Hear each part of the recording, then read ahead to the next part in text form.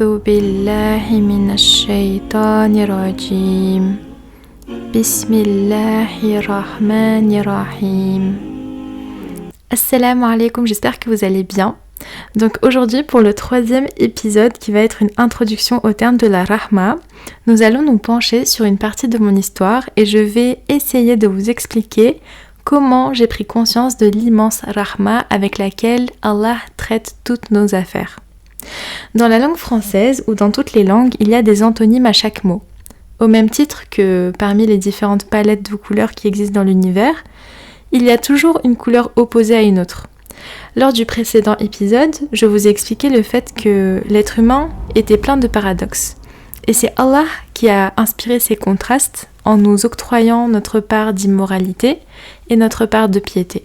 Si on se demande qui est Allah, on comprend que Allah est unique et tous ses noms ne se contredisent pas entre eux, contrairement à nous qui sommes ses créatures et qui ne ressemblons en rien au Créateur. Donc nous, contrairement à Allah, nous sommes soumis à nos propres paradoxes. Donc dans la sourate Ash-Shams avec laquelle je vous ai laissé lors du précédent épisode, Allah nous a informé que nous sommes nous-mêmes des êtres avec nos propres antonymes, ici comme un miroir qui épouse notre piété et notre immoralité. Ce qui me pousse à vous expliquer tout ça, c'est ma relation avec le terme Ar-Rahman, que je m'efforce encore de réussir à prononcer correctement, même si je sais que je le prononce beaucoup mieux qu'avant, alhamdoulilah. Lors des précédents épisodes, je vous ai cité Victor Hugo, qui est un romancier du 19e siècle. Si on se penche un petit peu sur le genre littéraire de Victor Hugo, qui est le romantisme, on sait que le romantisme, c'est la façon qu'a un écrivain ou un artiste d'enjoliver les choses. D'où la trend en ce moment qu'on voit beaucoup sur les réseaux sociaux, qui est le fait de chercher à romantiser sa vie. Un concept d'ailleurs que je valide totalement et auquel j'adhère, parce que je trouve qu'il n'y a rien de plus beau que de romantiser sa vie. C'est-à-dire que si tu vas te mettre à table, plutôt que de manger un peu à la va-vite, eh bien tu vas dresser une jolie table, peut-être la décorer, présenter les plats joliment, puis t'asseoir convenablement pour manger seul ou en famille, mais profiter de ce moment. En fait ça, c'est une forme de romantisme. À l'opposé du romantisme, on a le naturalisme. Donc ça, c'est le style avec lequel écrivait Émile Zola, qui a vécu à peu près à la même époque que Victor Hugo. Le naturalisme, c'est le côté noir ou blanc, c'est-à-dire que noir c'est noir, il n'y a plus d'espoir. On va pas chercher à enjoliver les choses, on va dire les choses de façon très nette et crue, sur des sujets parfois très durs, sans jamais chercher à embellir ou arrondir les angles. Ce qui m'a toujours interpellée avec la littérature ou la philosophie, c'est de me dire que l'objectif de tous les artistes a toujours été de décrire et changer quelque chose dans la société. Si on prend l'objectif d'un roman, contrairement à une nouvelle, dans le roman, on parle toujours de la société dans sa globalité. C'est comme si vous aviez un paysage, le roman va englober tout ce paysage. Alors que la nouvelle, elle va zoomer sur un seul élément de ce paysage. Et c'est notamment André Gide, auteur du XXe siècle, dans son ouvrage Les faux monnayeurs, qui a questionné la place du roman et la place du narrateur dans la littérature. Alors si je vous explique tout ça, c'est pas pour me vanter de mon bac littéraire, c'est simplement parce que je me suis fait une réflexion récemment concernant le noble Coran. Et je me suis rendu compte que Allah, lorsqu'il nous a révélé les versets du noble Coran à travers son messager Mohammed sallallahu alayhi wa sallam, il a réussi à dresser un code pour une société en dépassant les notions d'espace et de temps. Si on regarde d'un point de vue géographique, le noble Coran ne se limite pas à une nation. Et d'un point de vue temporel, le noble Coran ne se limite pas à une époque. Et en plus de ça, ce que je trouve fascinant, et je suis pas la seule à trouver ça fascinant parce que il y a énormément de recherches justement sur les miracles et les trésors cachés du Coran. Le fait que chaque verset s'adresse certes au prophète sallallahu alayhi wa sallam selon le contexte dans lequel il était, mais chaque verset s'adresse aussi à chaque être humain qui le lira avec son cœur et qui cherchera à comprendre quelle morale il peut tirer d'un récit révélé par Allah pour sa propre vie.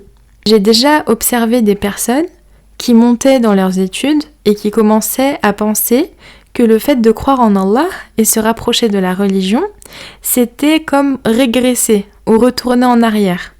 que c'était plus intéressant ou plus intelligent de lire des livres écrits par des romanciers contemporains ou anciens, dans le but de faire progresser la société en mettant de côté le trésor qu'on avait sous les yeux qui est le noble Coran. Donc dans le contexte où la plupart des gens sont convaincus que c'est plus instructif et riche intellectuellement de lire un classique, sachez que le meilleur classique qui mêle parfaitement tous les thèmes du monde entier que je puisse vous recommander, c'est tout simplement le noble Coran. C'est très important de mettre un point d'honneur là-dessus parce que je n'avais jamais entendu personne autour de moi croiser les sciences islamiques avec les sciences contemporaines, qu'elles soient scientifiques, économiques ou littéraires. Et je n'avais encore moins considéré l'idée que Allah, dans son omniscience, lorsqu'il nous a révélé le Coran à travers son messager Muhammad sallallahu alayhi wa sallam, en fait, il s'adressait à nous en ayant parfaitement connaissance de la cible à laquelle il s'adresse et sachant parfaitement comment s'adresser à nous pour qu'on puisse appréhender tout ça. En réalité, cette méthode de communication et capacité d'attirer l'attention, c'est ce que tous les écrivains ont toujours cherché à faire, au même titre que toutes les agences de communication et de marketing pour parler à leurs auditeurs ou consommateurs. Alors bien sûr, le Coran filtre son lecteur. Et le même lecteur peut lire la même ayah 10 fois dans des moments différents de sa vie et en tirer des leçons différentes, parfois même aucune. C'est ce que j'ai moi-même observé lors de mon initiation au Coran, qui a commencé depuis petite. Et aussi pendant mes études, car j'aimais beaucoup la récitation de Ismail Anouri, Masha'Allah, Allahumma barik. Et il se trouve que la sourate Taha m'a accompagnée pendant tout le temps où j'ai vécu à Paris. Et malgré le fait que je l'avais lu plusieurs fois pour essayer de comprendre le sens de ce que j'écoutais, parce que ça m'apaisait tellement, ce n'est que récemment que j'ai commencé à vraiment comprendre la sourate Taha et comprendre en quoi je pouvais tirer des leçons de cette sourate pour mon cas personnel. Au-delà de ça, il y a la barrière de la langue. Parce qu'on sait que le noble Coran a été révélé dans la langue arabe, avec des lettres arabes dans une syntaxe très précise, qui n'est d'ailleurs pas là par hasard. Bah oui, imaginez le poète le plus talentueux qui aurait essayé de faire des rimes parfaites avec un nombre de mots parfait dans un vocabulaire parfait. L'énergie et le temps que ça a dû lui prendre pour proposer une œuvre certes brillante, mais qui sera quand même imparfaite. Allah nous dit lui-même dans la sourate Al-Kahf qu'il ne faut pas oublier de lire chaque vendredi, dans le verset 109. Dit « Si la mer était une encre pour écrire les paroles de mon Seigneur, certes la mer s'épuiserait avant que ne soient épuisées les paroles de mon Seigneur, quand même nous lui apporterions son équivalent comme renfort. » Le noble Coran, c'est un livre envoyé par Allah pour l'humanité, dans une immense perfection qui ne lui a coûté aucun effort. Car Allah n'est pas soumis aux mêmes limites que nous. Allah est le vivant, dont ni somnolence ni sommeil ne saisissent. C'est ce qu'il nous dit dans Ayat al-Kursi, le 255e verset de la sourate Al-Baqarah, qui est considéré comme le verset le plus important de tout le Coran. Dans ce que Allah a révélé dans le Coran, strictement rien n'a été choisi par hasard. C'est notamment pour ça que certaines sourates commencent simplement par des lettres. Par exemple, la sourate Al-Baqarah qui va commencer par les lettres Alif, Lam et Mim. Ou la sourate Yasin qui va commencer par les lettres Ya et Sin. Ou encore la sourate Al-Qalam qui va simplement commencer par la lettre Noun. À travers le fait d'avoir choisi des lettres comme premier verset de plusieurs sourates, Allah nous apprend que c'est lui qui sait mieux pourquoi telle et telle chose est comme ça. C'est d'ailleurs le sujet de questionnement de beaucoup de savants musulmans qui ont cherché toute leur vie ou cherchent encore à comprendre quel est l'objectif de ces lettres. Qu'Allah les facilite et soit satisfait d'eux. Amin. J'aimerais juste vous raconter mon expérience avec la compréhension de l'importance d'apprendre à lire le Coran en arabe et comment ça a motivé ce récit. Subhanallah. Pour commencer, faisons un rappel biologique. L'être humain est capable de produire une grande variété de sons avec sa bouche, comme on peut le voir avec les différentes langues du monde qui utilisent chacune des sons uniques selon leur culture et leur contexte. Le français ou l'anglais, par exemple, ne font appel qu'à 26 lettres, le russe 33, la langue tchétchène une 40. Chaque langue utilise des sons bien différents, montrant ainsi la richesse et la diversité des capacités vocales humaines. En chinois, il n'y a pas d'alphabet. Chaque mot est représenté par un caractère composé de clés, qui peut se lire en phonétique pour le reste du monde.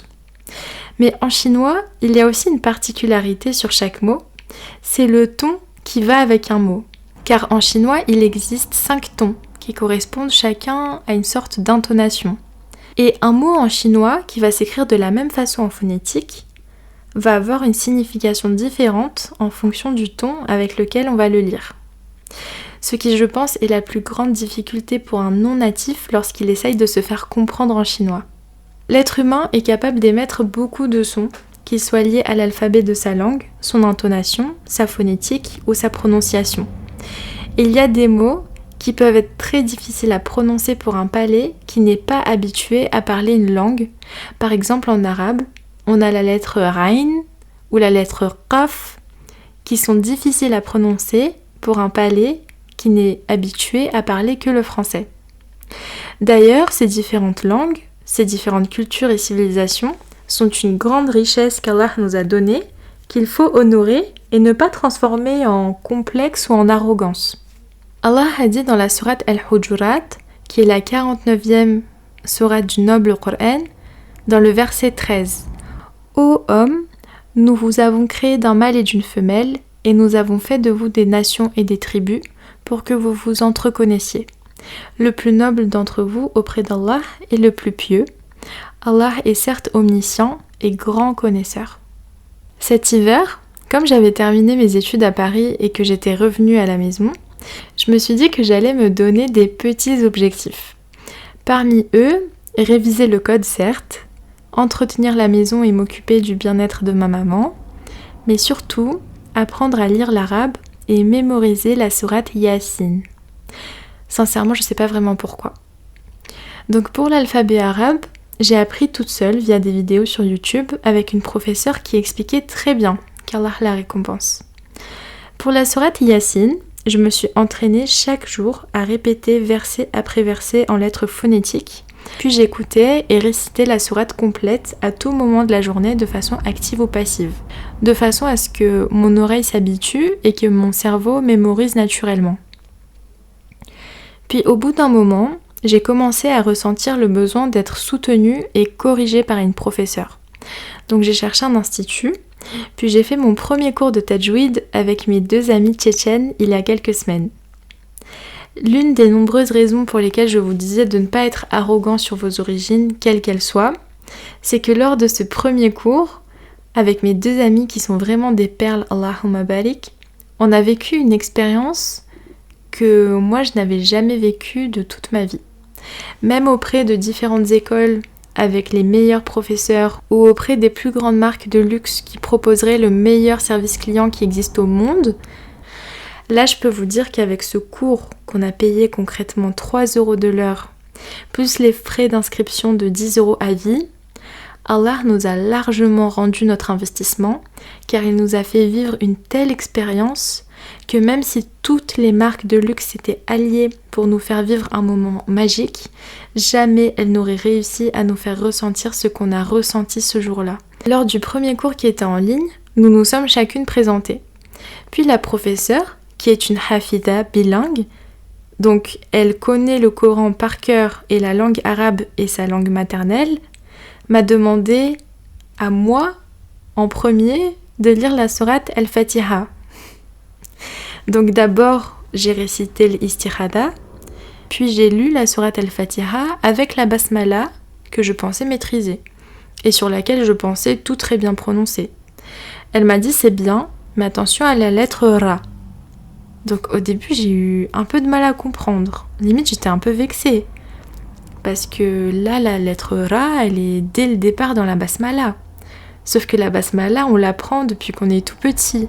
Mes souvenirs les plus lointains, c'est ma grand-mère qui me demande si j'ai pensé à dire Bismillahirrahmanirrahim avant de manger. L'enseignante m'a fait relire plusieurs fois en me disant non, le Ra, ça va pas. Et plus j'essayais de dire Ra, Et plus je me détendais en le disant, plus je comprenais ce qui bloquait dans ma façon de prononcer le ra. Je disais Bismillahirrahmanirrahim d'une façon un peu stricte. Ar-Rahman, je disais Ar-Rahman. Je sais pas comment vous transmettre ça, mais au-delà de la prononciation, c'était un état d'esprit qui allait avec ma façon de prononcer ce mot.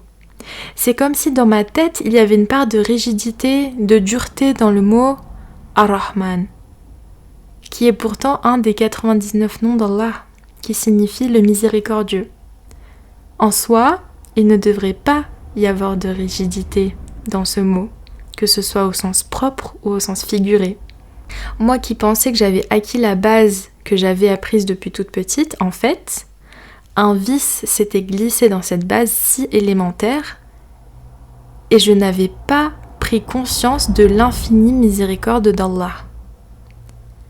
Avec mes copines Iman et Maxalina, quand on a fait un débrief de l'expérience qu'on venait de vivre, on s'est rendu compte de l'importance que c'était d'avoir une professeure qui soit bilingue. Parce que Maxalina avait déjà pris des cours de tajwid avec une très bonne professeure tchétchène. Et elle disait que là, la professeure bilingue n'a absolument rien laissé passer, même les petits vices qui sont difficilement perceptibles pour une personne qui a parfaitement appris la langue.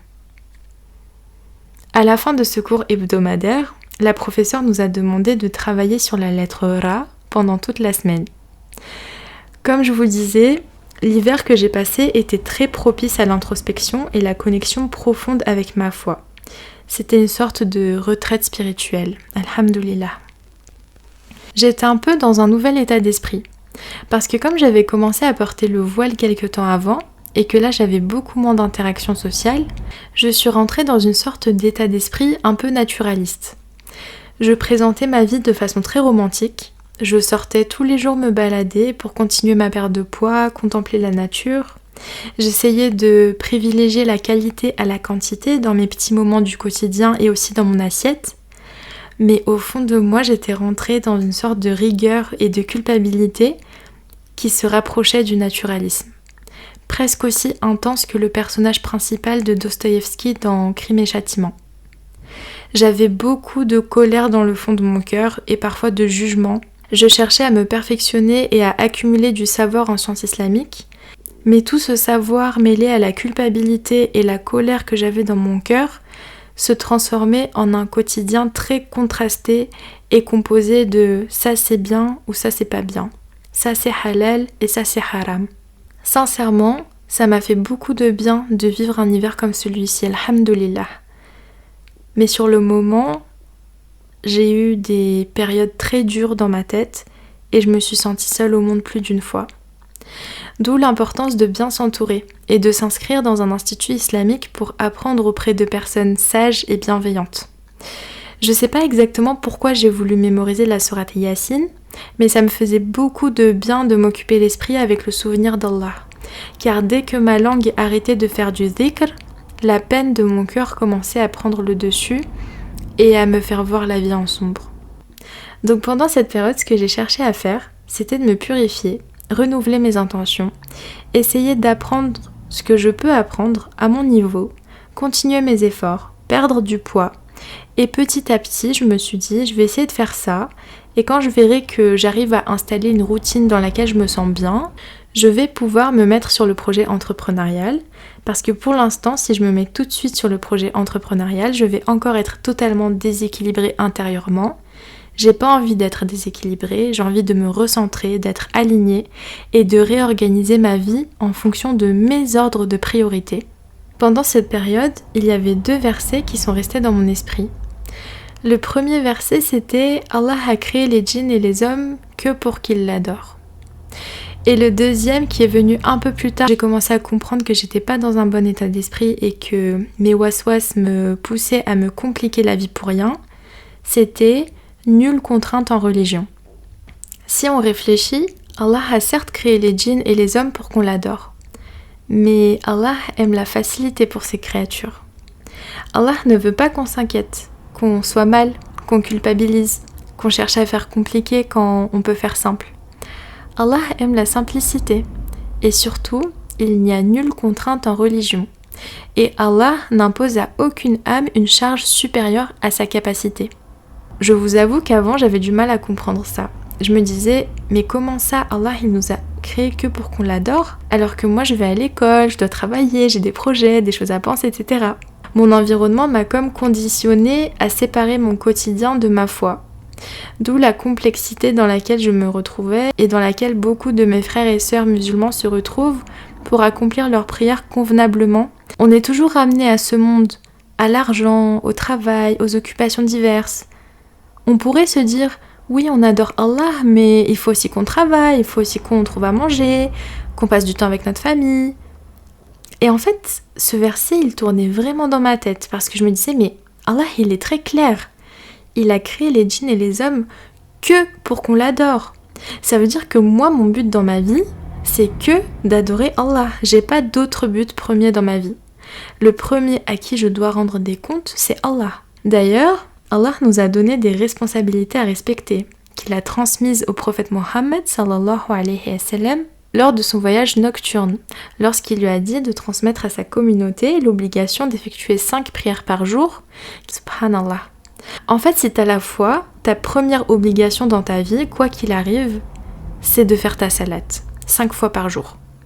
La vie du musulman, elle est très ordonnée. Il n'y a pas de j'ai rien à faire, je m'ennuie ou je vois ça plus tard. Ça n'existe pas. Parce que ta vie, elle est ordonnée en fonction du cycle du soleil, qui montre ta connexion et ta dépendance à la création d'Allah. Tu n'es pas un être vivant qui vit en autonomie dans ce monde sans être impacté par ce qui t'entoure, non. Tu fais partie de ton propre environnement, et donc le fait d'avoir 5 prières quotidiennes obligatoires, ça montre que tu fais partie d'un cycle. C'est dans ce contexte que je me suis demandé comment je devais organiser ma vie et quelle place le travail devait avoir dans ma vie.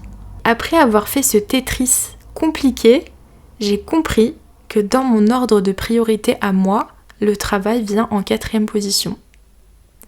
En premier, j'ai la salate, qui comprend mon hygiène de vie, que ce soit au niveau de mon corps, qui est une amana, la propreté de mes vêtements, qui sont un don d'Allah, et la propreté du lieu où je prie, qui est ma maison. Tout ça en faisant fonctionner chaque organe de mon corps pendant cette connexion profonde avec Allah. Ensuite, j'ai ma relation avec ma mère, avec nos chats, ma place dans mon monde à moi. Une fois que cette base est fixe, avec mes obligations de jeune femme remplies, je peux me consacrer à un travail qui est simplement un moyen supplémentaire d'adorer Allah. Car c'est Allah qui donne la subsistance. Et il nous le dit dans la sourate Taha, verset 132. Et commande à ta famille la salate, et fais-la avec persévérance. Nous ne te demandons point de nourriture, c'est à nous de te nourrir. La bonne faim est réservée à la piété. Dans le même sens, il y a un hadith authentique, rapporté par Tirmidhi, dans lequel le prophète Mohammed sallallahu alayhi wa sallam a dit « Si vous vous en remettiez à Allah comme il convient de s'en remettre à lui, il vous apporterait votre subsistance comme il l'apporte aux oiseaux qui quittent le matin leur nid le ventre creux pour y rentrer le soir le ventre plein. » Allahu Akbar. Le fait de comprendre ça m'a vraiment aidé à redistribuer les cartes dans ma vie et remettre au centre les réelles priorités. Entre ma mère qui me demande d'accrocher le linge et une copine qui m'appelle, je dis à ma copine, je te rappelle plus tard. Entre ma grand-mère qui me demande d'aller préparer à manger et l'heure de la prière qui vient de rentrer, je vais faire la prière et juste après j'irai préparer à manger pour faire plaisir à ma grand-mère. Entre regarder une série et aller faire une balade pour entretenir mon corps, je vais me lever, sortir un peu, puis organiser mon moment de détente un peu plus tard pour me divertir comme je le voulais. Et ça ne m'empêchait pas d'être plus efficace ou productive, bien au contraire. J'optimisais mon temps pour vraiment profiter de la vie et de l'instant présent. Comme dans L'Alchimiste, écrit par Paul Coelho, lorsque le jeune s'étonne que l'homme anglais ne soit pas inquiet. Et l'homme anglais lui répond que là c'est l'heure de dormir. Blague à part, tu peux pas dormir et t'inquiéter en même temps. Chaque chose en son temps, ma belle. Repose-toi et demain t'essaieras de trouver une solution pour ce qui t'inquiète. Je sais que dans le fond, cette situation inquiétait ma mère et ma grand-mère. On appelle ma grand-mère tous les jours. Et tous les jours, Elle se demandait à quoi ça sert que j'ai fait tant d'années d'études pour qu'au final je me retrouve à la maison. Pour elle, ne pas envoyer de CV pour être recrutée auprès d'un employeur, c'était ne rien faire de mes journées. Alors que moi, je m'étais fait un planning où ma journée, elle commençait à 6h du matin en fait. Mais comment vous dire que revenir dans le monde du salariat et me re-inquiéter de la façon dont je vais réussir à faire mes prières, c'était la dernière de mes priorités.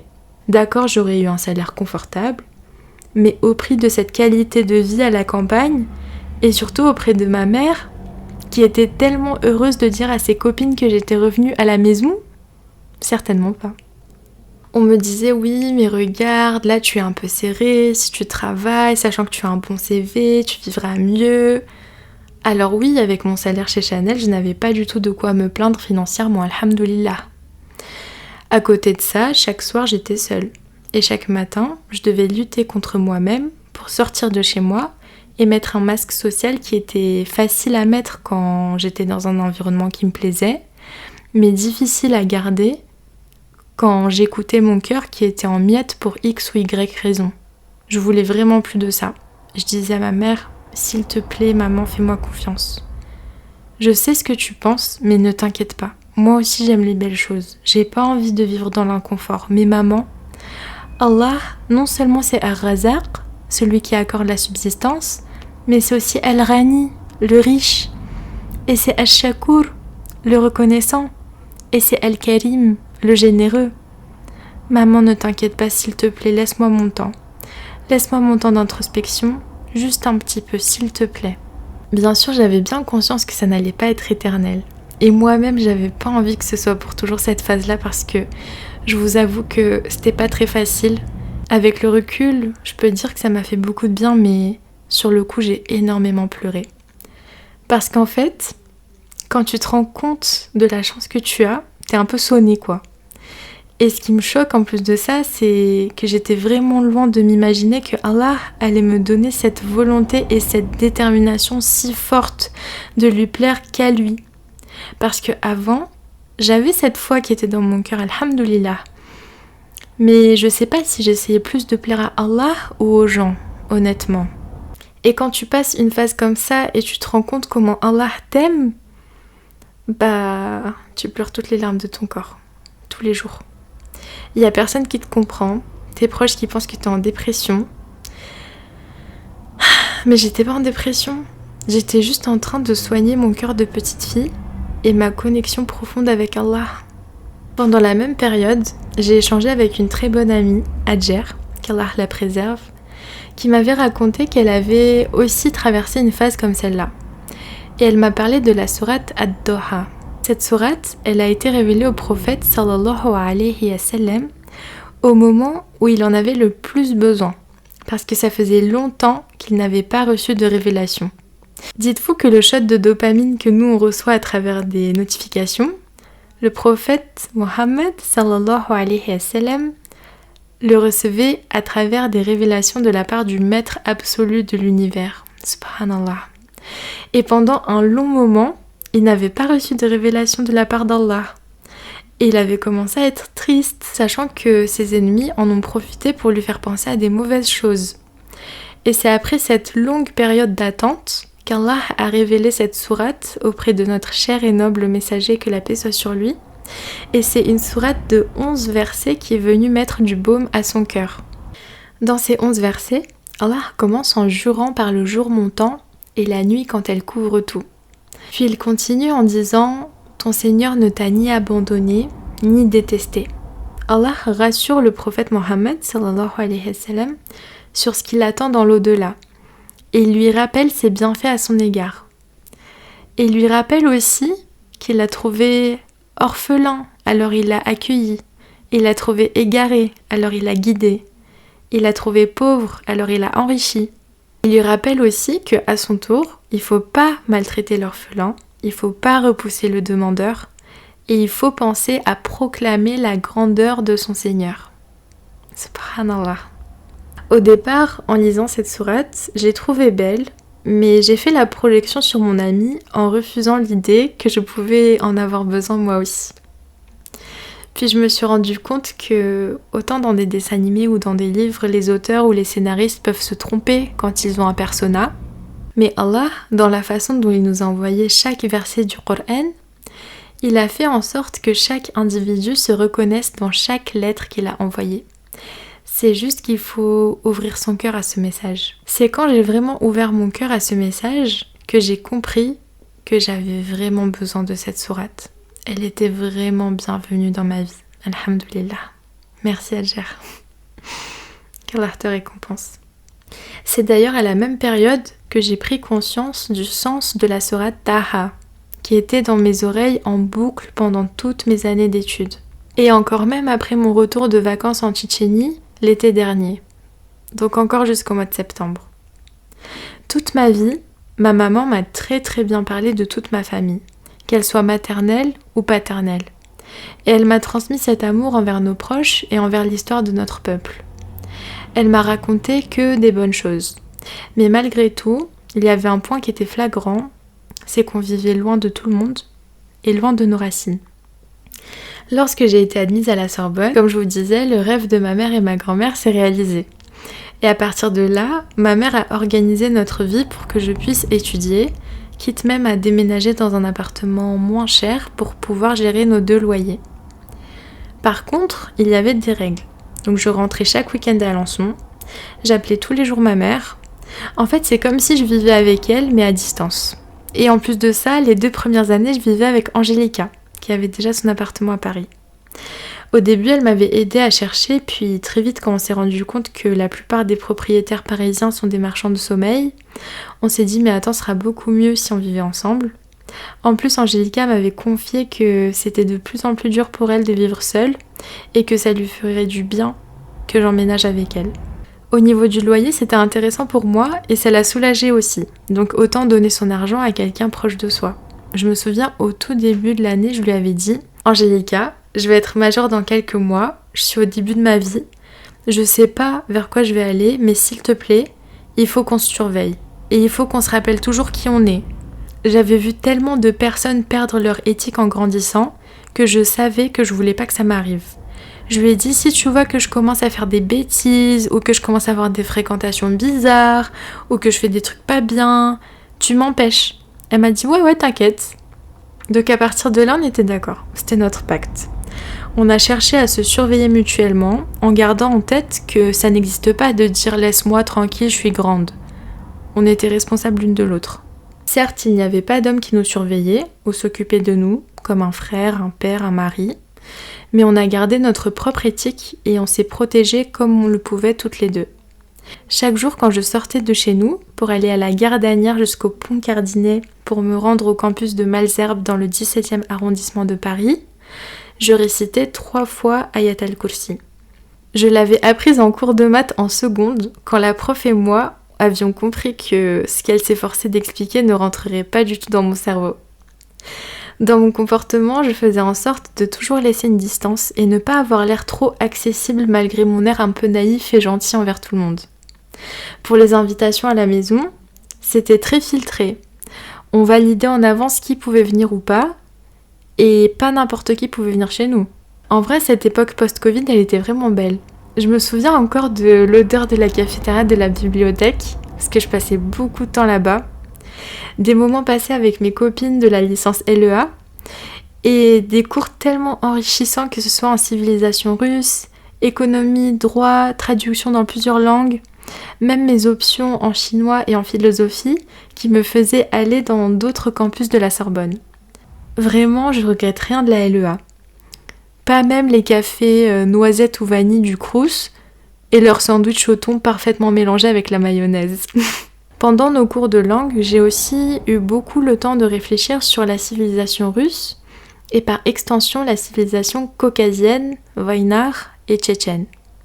À chaque fois qu'il y avait des liens qui pouvaient être faits entre l'histoire que le professeur nous racontait sur la Russie et l'histoire des Tchétchènes, je buvais toutes les paroles, parce que je voulais comprendre le sens et l'issue de tout ça.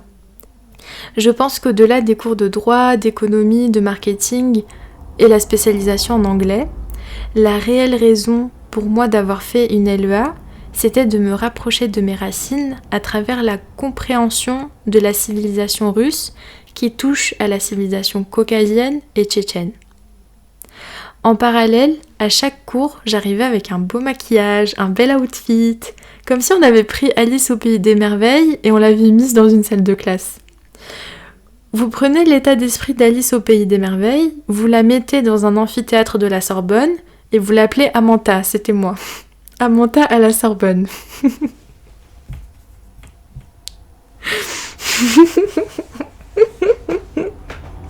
Oui, j'avais la soif d'apprendre et j'aimais l'école, ainsi que tout ce que ça représente, les cahiers, les livres, la bibliothèque, les stylos, les surligneurs. Mais à côté de ça, j'étais toujours attirée par les belles choses, par l'épanouissement de la féminité et par extension les univers totalement féminins. Peut-être parce que j'étais élevée par des femmes et j'étais inspirée par des femmes. Donc pour moi, être à la Sorbonne, c'était une façon de concrétiser la venue de ma famille en France, de m'enrichir intellectuellement, de monter un peu socialement. Mais après, d'un point de vue de carrière, je savais pas vraiment ce que je voulais. Je voulais juste vivre et réussir à trouver mon équilibre, en mélangeant ce dans quoi je suis douée, ce qui me plaît, ce qui peut me rapporter de l'argent, et ce qui peut être utile à la société. Pour les personnes qui se cherchent, je vous recommande vraiment d'essayer de répondre aux questions de la méthode Ikigai. Je vous invite à chercher sur Google ou demander à ChatGPT. Qu'Allah vous facilite, amin. Après ma licence qu'on a terminée en partie en distanciel en raison des grèves avec les gilets jaunes et le confinement avec le Covid, j'ai décidé de me spécialiser et me professionnaliser.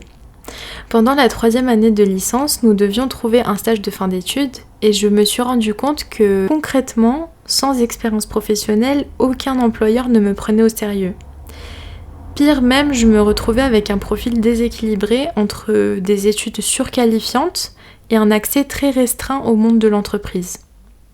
C'est dans cette optique, avec mon côté j'aime les belles choses, que j'ai voulu intégrer l'EIML Paris, qui est une école spécialisée dans le marketing de luxe, dans laquelle je souhaitais laisser parler les facettes créatives et légères de ma personnalité, sur des sujets qui m'intéressent, et surtout où je pouvais compléter mon CV qui était totalement vide sur le moment.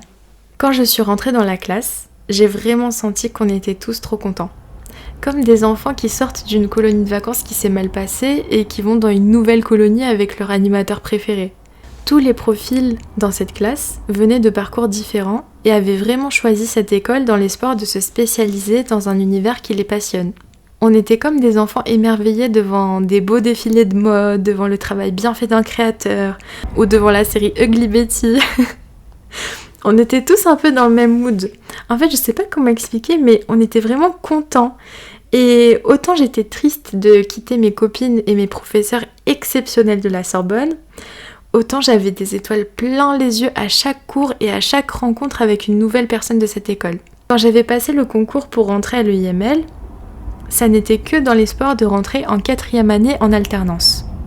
Sauf que j'ai été admise dans une classe de remise à niveau qui ne me donnait pas la possibilité de faire une alternance. Ce qui voulait dire que j'étais acceptée à la condition de payer le semestre de validation de 2 000 € pour septembre à décembre, puis la validation de la 4e année de janvier à juillet à 8 000 €, donc 10 000 € au total. Sur le coup, j'ai directement abandonné l'idée, en ne sachant pas trop ce qui allait m'attendre, et en me disant bon bah j'ai pas cet argent, tant pis. En plus, pendant ma 3e année à l'université, j'avais réussi à avoir un logement Crous dans le 13e arrondissement de Paris, et si je m'inscrivais sans alternance dans cette école privée, je risquais de perdre mon logement en plus de ma bourse. J'avais 15 jours pour répondre à leur mail, 10 jours étaient déjà passés, et c'est comme si j'avais abandonné l'idée de rentrer dans cette école. Un jour, j'attendais mon train à la gare, je suis rentrée dans le kiosque pour voir les nouveautés, et je suis tombée sur le livre de Léna Situation, Plus égale plus. Alors moi, je suis pas du tout une haineuse. Et une jeune femme qui réussit comme ça, je peux que la soutenir. Allahumma barik. J'ai feuilleté son livre et je l'ai acheté. Je l'ai lu dans le train, j'ai kiffé.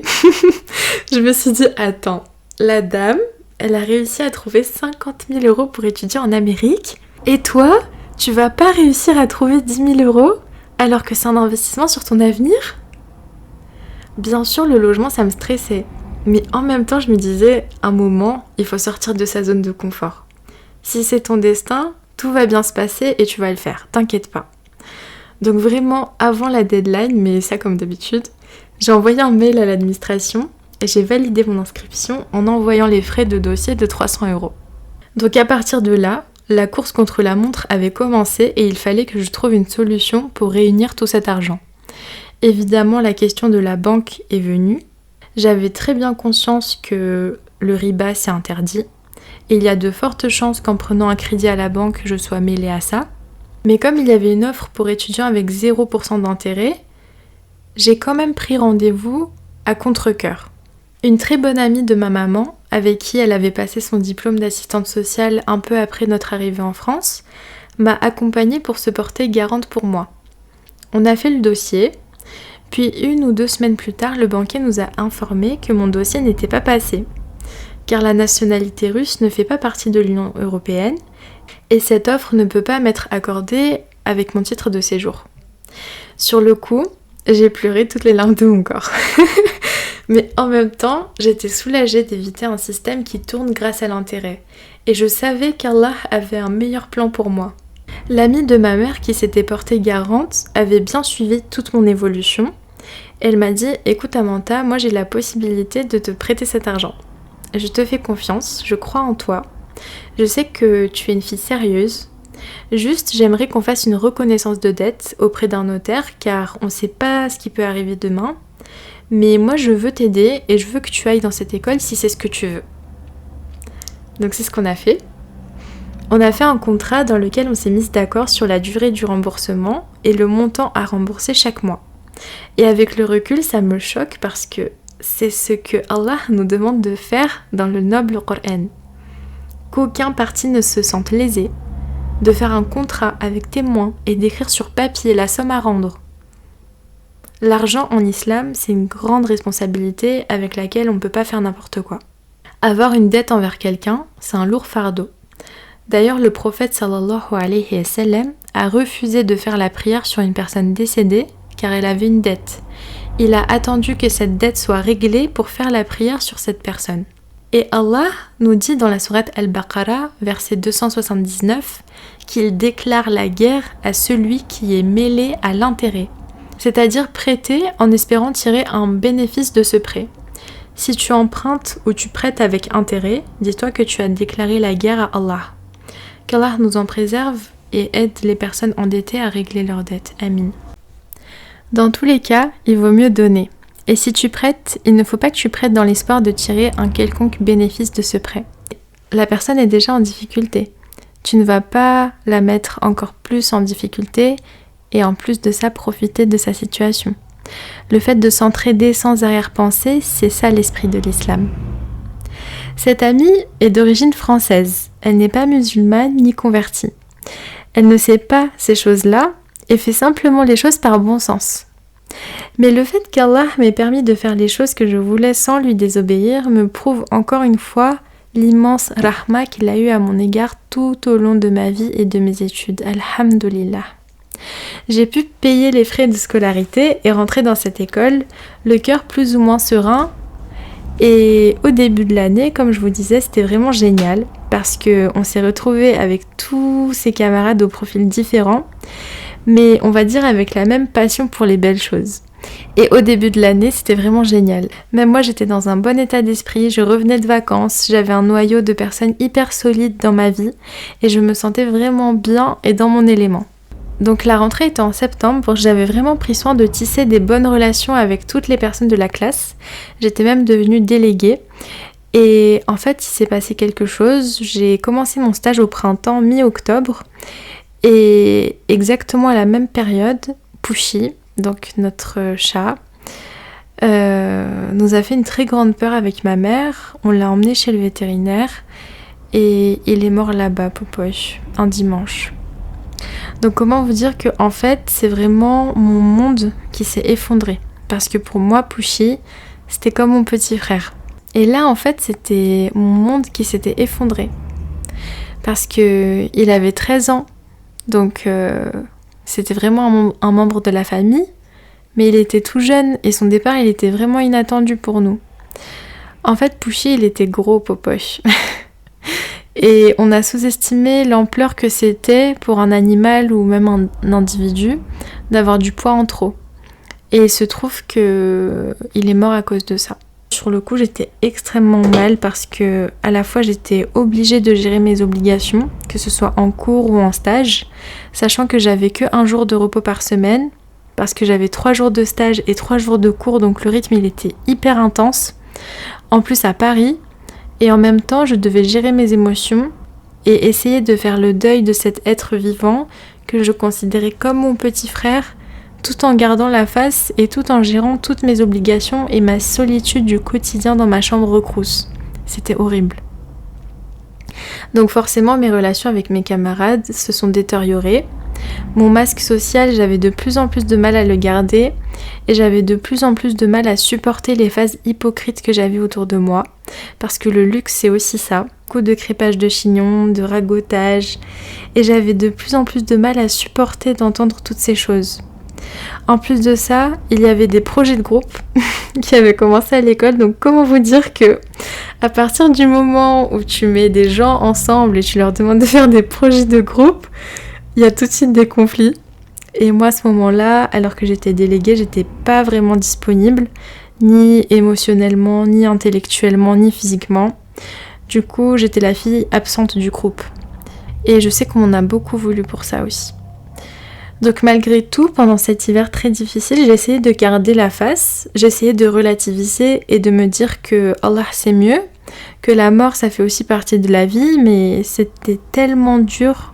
En fait, même quand t'es croyant, à la fois tu crois en l'au-delà, donc ça te rassure, mais en même temps ton cœur il souffre tellement, il se brise en millions de petits morceaux. C'est vraiment ça que j'ai ressenti. Au niveau des cours, j'étais quand même rassurée parce que j'avais un bon dossier auprès des professeurs et de l'administration, et c'est vrai que mes camarades m'en voulaient, mais ils ont quand même réussi à me couvrir et gérer pour les projets de groupe. Ils n'ont pas cherché à m'enfoncer devant les profs et ils ont quand même essayé de montrer que j'avais l'air plus ou moins investie. Merci à eux.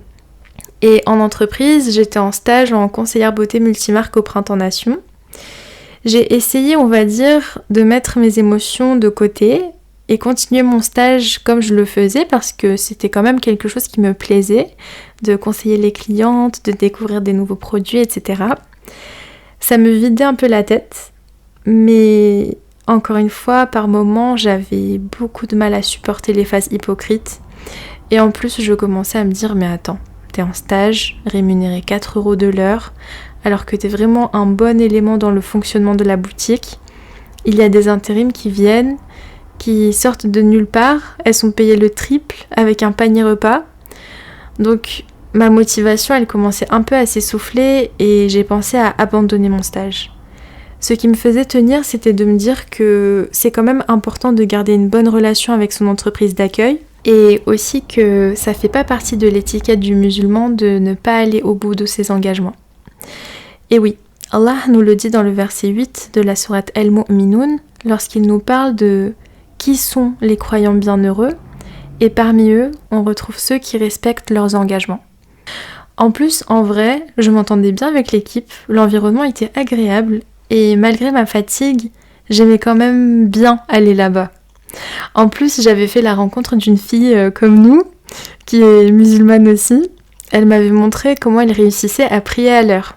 Donc à ce niveau-là aussi, je n'avais pas à me plaindre, alhamdoulilah.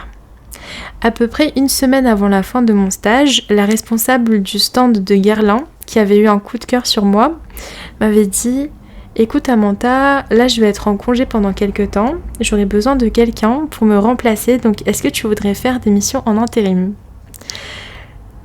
Alors là, pour moi, c'était un vrai cadeau, parce que je me suis dit « Ok, tout ce que tu as fait, ça n'a pas servi à rien, tes efforts ont été remarqués, et regarde les portes qui s'ouvrent à toi, subhanallah. » Donc à partir de là, je me suis inscrite dans les différentes agences intérim parisiennes, comme ambassadrice de marque, Parfum Beauté, et j'ai fait plein de missions pour Guerlain, pour Hermès, pour Diptyque, pour les Galeries Lafayette, pour le Sephora d'Alençon, où j'avais fait un stage aussi. Donc ça, c'était vraiment bien parce que c'était un bonus sur mon CV et c'était une nouvelle carte que je pouvais sortir à tout moment en parallèle de mes stages et alternances. Ça me permettait de découvrir des nouveaux produits et d'aider les marques tout en me faisant un peu d'argent. Alhamdulillah. Donc après ce premier stage au printemps, j'ai décidé de ne pas reprendre le semestre de cours à l'EIML, mais plutôt me professionnaliser et trouver un stage de longue durée en 35 heures, ce que l'école a accepté. Donc j'ai trouvé un stage en tant qu'assistante communication et marketing chez Les Merveilles du Pacifique. Et ce qui était trop bien, c'est que c'était une petite marque qui à la base est grossiste en perles de Tahiti.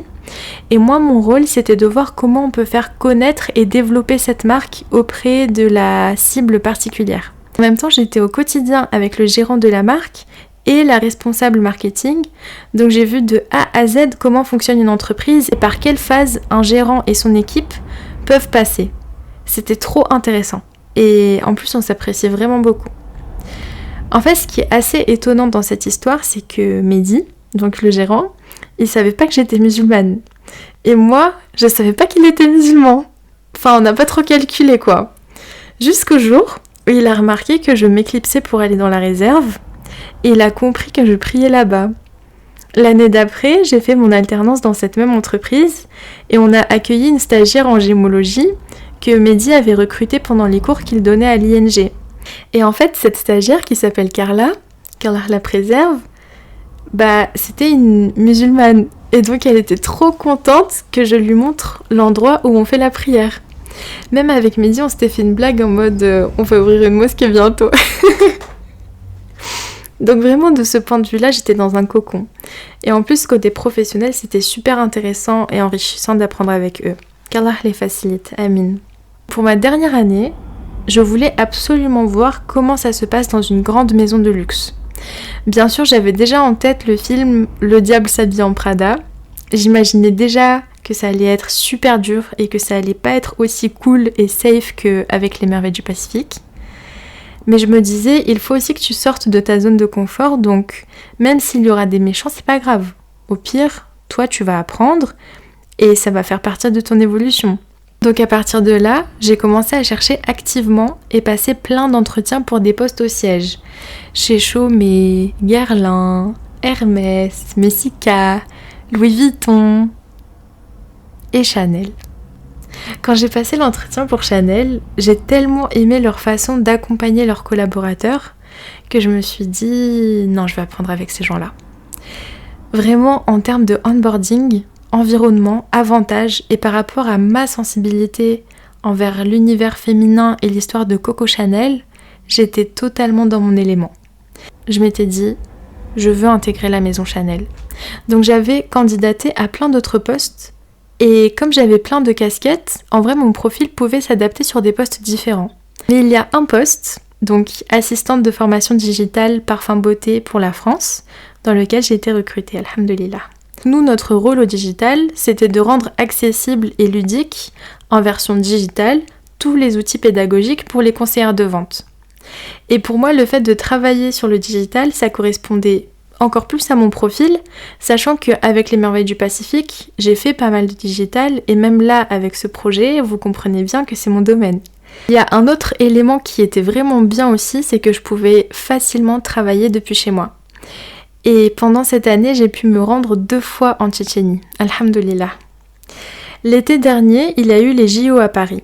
Et pour anticiper les soucis de transport, Chanel avait donné la possibilité aux personnes qui travaillent beaucoup sur leur ordinateur de pouvoir se mettre en full télétravail. Avec mon équipe, on s'était dit qu'on essaierait de venir au bureau au moins jusqu'à mi-juillet, mais que probablement on ne se verrait pas pendant 1 mois complet. Donc là, les calculs étaient très vite faits dans ma tête. Je me suis renseignée auprès des RH pour savoir si c'était possible de travailler depuis l'étranger. Et donc ce que j'ai fait, j'ai passé 2 semaines en télétravail depuis la maison de la sœur de mon père en Tchétchénie, plus 2 semaines de congé qu'on devait poser de toute façon pendant le mois d'août. Donc au total, j'ai passé 1 mois complet en Tchétchénie, en étant connectée à mon alternance la journée et en profitant des moments de famille tellement précieux le soir et la journée que j'avais jamais pu vivre jusqu'à là. Pendant ce mois en Tchétchénie, je faisais un peu des allers-retours entre chez ma grand-mère à Grozny et chez ma tante, donc la sœur de mon père à Telstayurt. En fait, la famille du côté de mon père, c'est assez spécial parce que la première fois que j'ai pu les rencontrer, c'était en 2019. Et la première fois qu'on s'est vu avec ma tante, je sais pas comment vous expliquer, mais il y a une connexion tellement forte entre nous, comme si nos âmes et nos cœurs étaient liés depuis toujours, mais c'était vraiment la première fois qu'on se rencontrait. Et le fait d'être parmi eux, et près de ma tante et ses enfants, et ses petits-enfants, ça remplissait tellement mon cœur de joie, je me sentais vraiment à ma place parmi les miens. J'étais juste bien. Et je sais qu'elle aussi, elle était bien. Elle était rassurée de me voir près d'elle, de savoir que je vais bien, de savoir quelle personne je suis.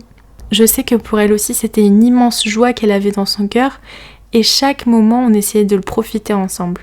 Qu'Allah la préserve, amin. Sauf que, parce que quand il n'y a pas d'intrigue, c'est pas drôle, il se trouve que quand j'étais chez elle, je me suis rendu compte que par moments, elle avait l'air un peu anxieuse. Elle se sentait pas bien, elle regardait son téléphone, elle avait l'air énervée, elle était pas contente. Et en fait, j'ai très vite compris que ma présence dérangeait une personne dans notre famille. Donc là, on revient sur La fortune des Rougon de Émile Zola. En fait, ce qui se passe dans La fortune des Rougon, c'est que après la Révolution française, la famille des Rougon est séparée en deux. Il y a une partie qui devient une lignée noble et très fortunée, et une autre partie qui est issue de la même famille mais qui n'a pas ce statut ni cette fortune. Sauf que les Rougon, qui ont la fortune, vont être tellement inquiets de perdre ce qu'ils ont, ils vont tellement pas être sereins de la façon dont ils ont acquis cette fortune, que ça va créer beaucoup d'intrigues au sein même de la société. Ce qui s'est passé, c'est qu'il y a une personne dans notre famille qui a cru que ma présence soudaine dans leur vie était dans le but de l'embêter elle et de récupérer toute sa fortune. Et comment vous dire que c'est extrêmement inconfortable d'être mise dans ce type de situation, quand tu sais que dès que tu as un peu d'aisance financière, tu cherches à faire plaisir à ta famille, à leur rendre visite, quitte à t'attirer les foudres de tes managers qui disent « Oh mais elle est trop imprévisible celle-là », toi, tu arrives dans une maison qu'on te présente comme la tienne, avec des personnes qui t'aiment, que tu aimes, avec qui tu n'as pas pu grandir, et quelqu'un de l'extérieur vient faire la morale, limite te rabaisse ta famille, rabaisse ta mère qui t'a élevé, en remettant en doute votre honneur, votre façon de vivre, vos intentions, vos valeurs. Position pas très confortable. J'étais pas assise sur un beau fauteuil bien moelleux aux finitions dorées. Là, j'étais debout dans le coin d'une petite pièce sombre. Mais j'ai plus d'un tour dans mon sac et ma maman m'a très bien élevée, alhamdoulilah. Avec ça, il se trouve que mon grand-père a toujours joué aux échecs. Il nous a transmis cet amour. Donc si cet inconnu veut jouer aux échecs, on va jouer. En plus, Allah, c'est mon seul garant. Mais c'est le meilleur des garants. En tout cas, je ne la laisserai pas venir troubler ma sakina, et encore moins la sakina de ma tante, sœur, grand-mère. Ça va pas ou quoi? En vrai, avec le recul, c'est facile de faire la maline, mais sur le moment, je faisais pas trop la maline parce que je savais pas trop comment me comporter, et surtout, cette femme m'a invitée dans un café à Grozny, en compagnie de son mari, pour qu'on ait une discussion tous les trois. En réalité, c'était plus une discussion entre elle et moi, dont le mari a été témoin et pourra affirmer qu'à aucun moment je lui ai manqué de respect. Je vous cache pas que j'avais quand même un petit peu peur pour ma vie, parce que je savais pas trop de quoi cette femme était capable, donc forcément, avant de me rendre à ce rendez-vous, j'ai récité toutes les sourates de protection. Je me suis vraiment purifiée de façon à ce que même si je meurs là-bas, au moins je pourrais revenir à Allah avec sérénité. Bien sûr, je voulais pas mourir, mais on sait jamais. Parce que l'argent et le pouvoir, vous le savez certainement mieux que moi, mais ça rend vraiment fou les gens. Et c'est maintenant qu'il faut que je vous parle de Pharaon et Moussa alayhi salam. En fait, dans la sourate Taha, moi quand j'ai commencé à l'écouter, c'était vraiment parce que j'aimais énormément la façon de réciter de Ismail Hanouri. Masha'Allah, Allahumma barik. Et je me souviens pendant mes études que j'écoutais vraiment en boucle cette sourate parce qu'elle m'apaisait beaucoup. Mais c'est aussi dans cette sourate qu'il y a l'invocation que font beaucoup d'étudiants pour leurs examens. Il y a une chose qui n'est pas anodine avec le Coran, que j'ai compris récemment, c'est que en réalité, c'est Allah qui choisit ce vers quoi tu tournes ton attention. Et il se trouve que dans la sourate Taha, Allah nous parle de la façon dont il a protégé Moussa alayhi salam, alors qu'il était sans défense et s'est retrouvé face à Pharaon. En fait, Pharaon, c'est un peu le beau-père de Moussa alayhi salam, parce que quand il a été recueilli par la femme de Pharaon, donc Assia, qui était une femme croyante et pieuse, elle a retrouvé Moussa dans ce ruisseau, elle l'a recueilli, elle s'est occupée de lui, sauf que Pharaon était extrêmement injuste envers son peuple et envers les enfants d'Israël. À côté de ça, il avait très peur que quelqu'un vienne prendre sa place, car il avait vu un rêve qui l'a poussé à tuer tous les nouveau-nés mâles, une année sur 2. Et c'est pour ça que la maman de Moussa alayhi salam, qui était une femme croyante et pieuse, a laissé son nouveau-né dans la rivière, car Allah lui a conseillé de faire ça en lui disant « Ne t'inquiète pas ». La pauvre, elle craignait tellement que les gardes de Pharaon viennent tuer son fils qu'elle l'a mis dans la rivière parce que Allah lui a dit de faire ça. Qu'Allah soit satisfait d'elle et facilite toutes les mamans. Amin. Ce qui se passe avec le prophète Moussa alayhi salam, donc qui a été adopté par la famille de Pharaon, c'est qu'un jour il se retrouve mêlé dans une histoire dans laquelle il a tué un homme de façon involontaire et par peur de se faire tuer à son tour, il va s'enfuir. Sauf que quand il s'enfuit, Allah l'informe du fait qu'il l'a choisi pour être un messager et qu'il a la responsabilité d'aller affronter Pharaon. Donc, pour Moussa alayhi salam, c'est extrêmement effrayant. Et on le voit dans le récit entre Allah et Moussa alayhi salam parce que son messager est effrayé. Il comprend pas ce qui lui arrive. Il a peur. Déjà, il est super impressionné. Et en plus, il s'inquiète de ne pas être à la hauteur pour combattre Pharaon. Donc, Allah va renforcer la confiance de Moussa envers lui-même en lui donnant l'aide de son frère Haroun, en leur disant « Ne vous inquiétez pas, je suis avec vous et je vous suffis comme garant ». Donc c'est avec cette boule au ventre que Moussa et Haroun se rendent face à Pharaon. Pharaon, lui, il est dans sa toute-puissance. Il a très bien préparé ce rendez-vous. Il a pris avec lui tous les magiciens les plus talentueux du royaume et il est avec toute son équipe prêt à en découdre avec Moussa. Comment ça, toi, petite chose, tu vas venir me dire ce que je dois faire ? Et d'ailleurs, dans les versets, ça se voit que Pharaon a l'ascendant psychologique sur Moussa alayhi salam, parce qu'il lui tend plusieurs pièges. Et Moussa, à chaque fois, il rentre dedans, parce qu'il n'a pas son vice. Pharaon, lui, il pense qu'il affronte un homme qui veut sa place et qui a les mêmes ambitions de pouvoir que lui. Alors que Moussa alayhi salam, miskin, il est juste parti se faire oublier un petit peu et il se trouve que Allah lui a donné une très grande responsabilité dont il se doutait même pas. Et c'est dans les versets 25 à 28 de la sourate Taha que Moussa fait une invocation, cette fameuse invocation que tous les étudiants ont au moins répétée une fois, où il dit « Seigneur, ouvre ma poitrine et facilite ma mission, et dénoue un nœud en ma langue afin qu'ils comprennent mes paroles. » Ça, c'est l'invocation must-have quand tu dois passer un examen.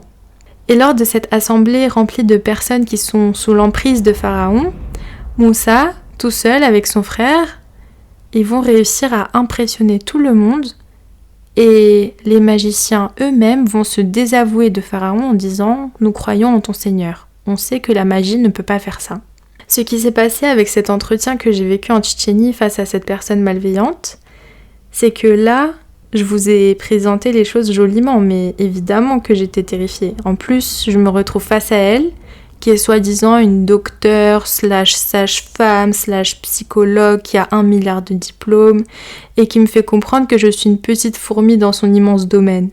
Face à son mari, qui détient toute cette fortune pour laquelle elle s'inquiète autant. Mais je me défends. Et chaque argument qu'elle porte contre moi ou ma mère, je lui explique simplement les choses. Je lui dis, écoute, toi tu le vois comme ça, mais moi je l'ai vécu comme ça. Toi tu penses ça, mais nous on vit comme ça. Donc maintenant, arrête de faire des histoires là où il n'y en a pas. Arrête de t'inquiéter. Tu n'as pas à t'inquiéter.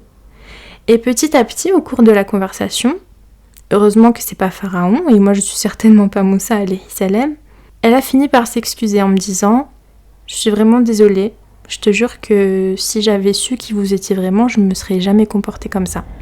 Ne m'en veux pas s'il te plaît. » Et ce que j'ai ressenti au cours de cet entretien, c'est qu'elle avait terriblement honte devant moi devant ma famille et devant son mari.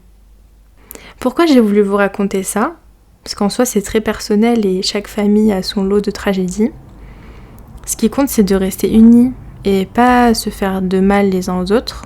Mais au début de l'épisode, je vous ai parlé du terme Ar-Rahman, du fait que j'avais une rigueur dans ma façon de le dire et que je comprenais pas bien le sens de sa miséricorde qui est infinie.